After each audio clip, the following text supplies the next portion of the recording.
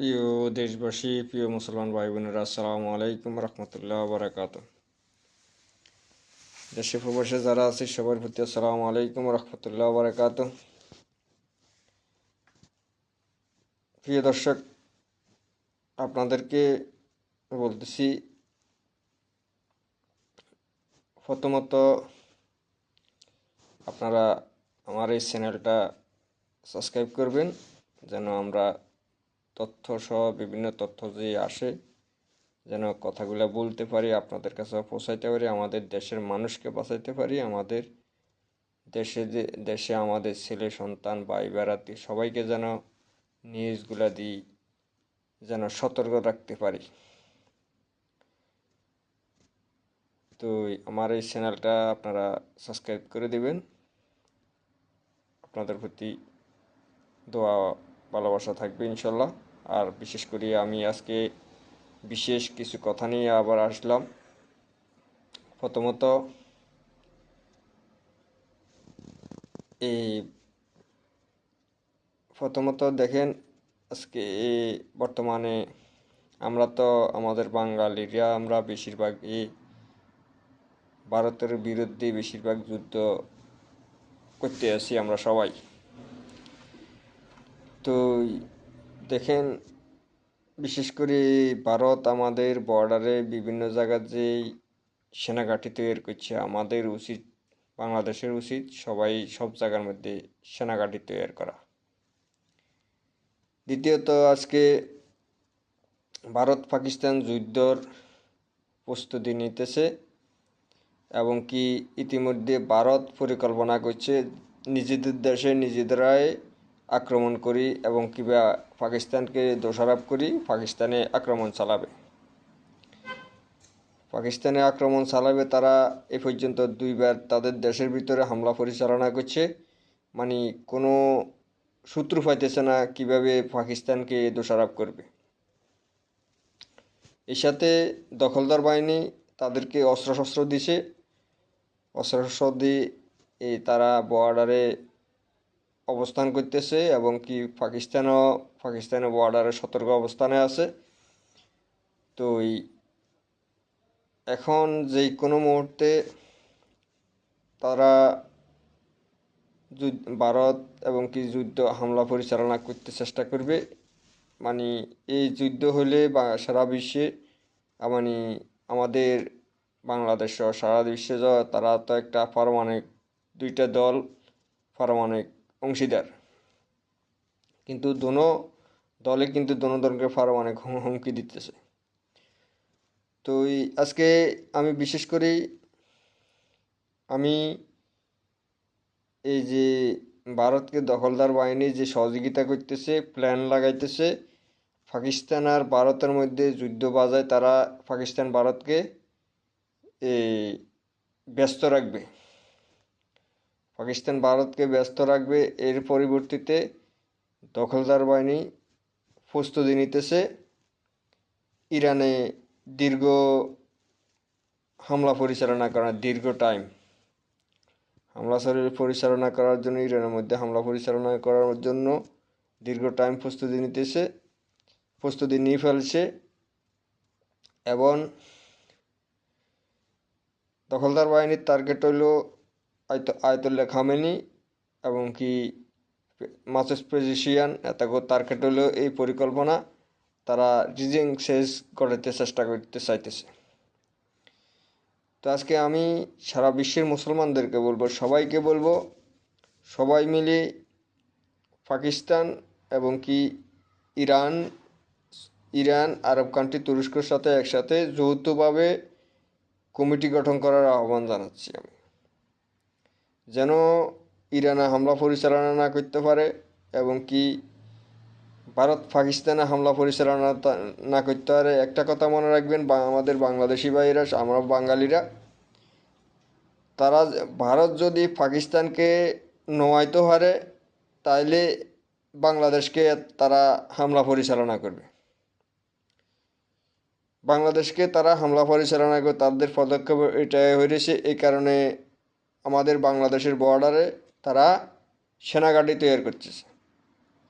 তা আমি ডক্টর মোহাম্মদ ইউনূসকে বলবো, দয়া করে আপনি আমাদের সেনাবাহিনীকে শক্তিশালী করেন, আমাদের দেশপ্রেমিক সেনাবাহিনীকে শক্তিশালী করেন, তাদেরকে বলেন আপনার সাথে যোগাযোগ করার জন্য, আপনি বিজ্ঞপ্তি দিয়ে দিবেন।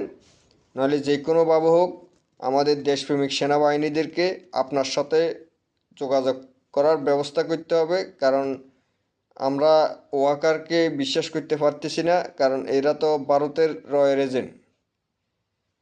কারণ এরা তো রয়ের এজেন্ট, এরা এই ডিজিএফআই এনএসআই এরা যারা আছে এরা সব ভারতের রয়ের এজেন্ট। এর সাথে দেখেন বাংলাদেশের এই বিএনপির 7-8টা নেতা, ফখরুল ইসলাম আলমগীর, এই আব্বাচ্চা, আমির খুসরু, এরা বাংলাদেশে এখন 26-এর স্বাধীনতা বিরোধিতা কাজ করতেছে।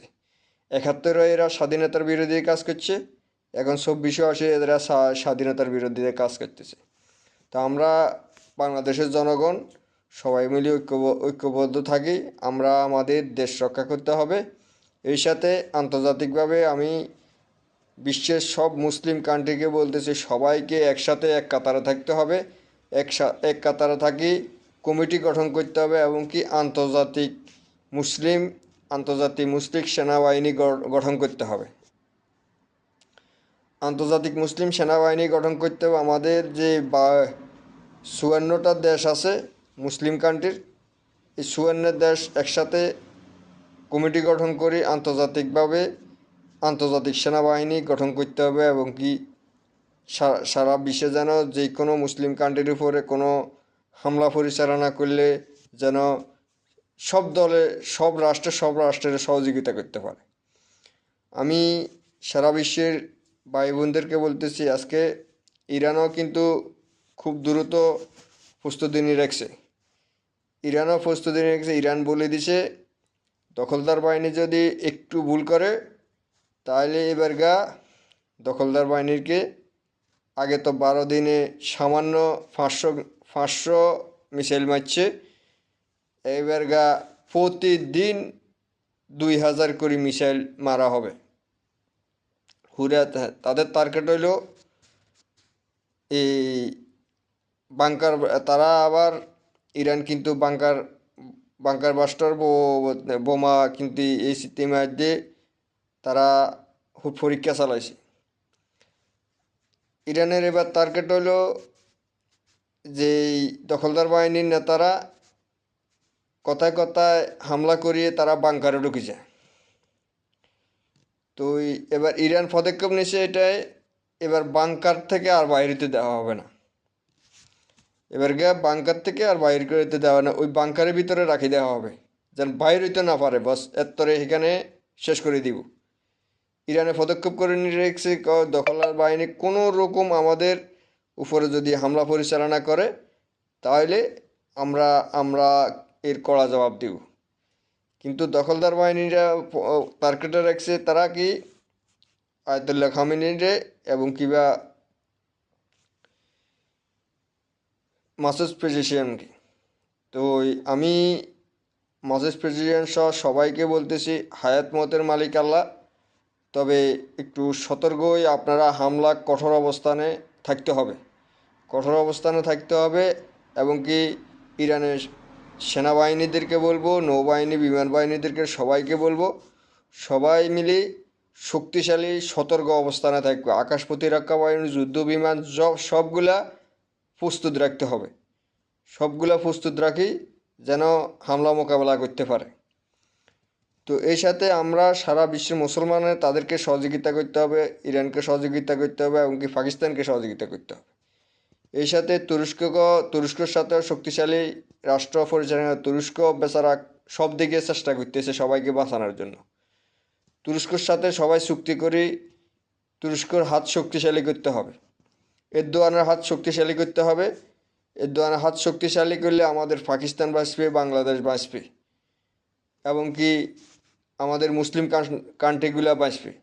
তো আমরা সবাই মিলে, আমি ডক্টর মোহাম্মদ ইউনূসকে বলতেছি, সবাই মিলে দয়া করে খুব দ্রুত পাকিস্তান এবং কি তুরস্ক, চীন আমাদেরকে যৌথ চুক্তি করতে হবে, যেন আমাদের এক রাষ্ট্রের উপরে এক রাষ্ট্র কোনো রকম হামলা পরিচালনা করলে যেন সব রাষ্ট্রগুলো একসাথে জবাব দিতে পারে।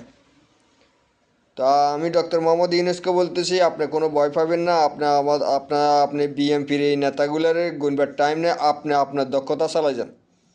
আপনি আপনার দক্ষতা চালাই যান। আপনার যেভাবে আন্তর্জাতিক নেতারা যেরকম আপনার কথা শুনে, আপনি কিন্তু নেতাদের কথা শুনেন না, আপনি কিন্তু নেতারা আপনার কথা শুনে। তো দয়া করে আপনি শক্ত অবস্থানে থাকবেন, আমরা বাংলাদেশের জনগণ, আমরা সবাই পাশে আছি। শুধু বিএনপির কথা ধরে আপনি কিন্তু জুলাই সনদ নিয়ে মানে কোনো কিছু করতে চেষ্টা করেন। আপনি শুধু আদেশ জারি করবেন, আদেশ জারি করেই আপনি গণভোটের টাইম ব্যবস্থা করে দিবেন, তারিখ ঘোষণা করে দিবেন। আমরা জনগণে প্রতিহত করুম, আমরা এই বিএনপির এই 7-8টা নেতারে আমরা প্রতিহত করি। প্রিয় দেশবাসী, প্রিয় ভাই বোনেরা, প্রিয় দর্শক, আপনারা জানেন ইতিমধ্যে এসব ঘটনাগুলো হইতেছে। আমরা যেন এই ঘটনাগুলো যেন বাস্তবায়ন না করতে পারে। আর বাংলাদেশে এই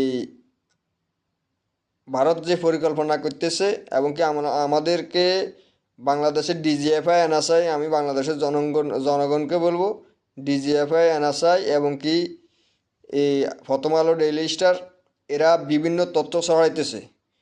এদেরকে তারকাড়ে রাখতে হবে, এদেরকে নজরদারিতে রাখতে হবে।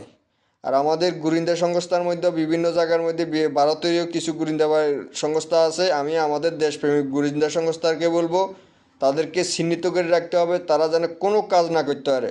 আর বাংলাদেশের দেশপ্রেমিক সেনাবাহিনীদেরকে বলবো, এই ভারতের এসব পরিকল্পনা এবং কি ভারতীয় দালাল সেনাবাহিনীদেরকে আপনারা সব দিকে ব্যর্থ করবে চেষ্টা করবেন। আপনাদের সাথে জনগণ আছে, প্রয়োজনে আমরা জনগণ ক্যান্টনমেন্ট ঢুকতে পারবো। এটা হলো আমাদের আহ্বান, এটা আপনারা কাজ করতে হবে, এটা হলো আমাদের আহ্বান।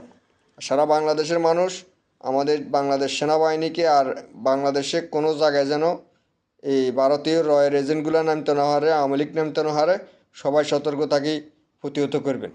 প্রিয় দেশবাসী, আসসালামু আলাইকুম রহমতুল্লাহ বারাকাতুহু।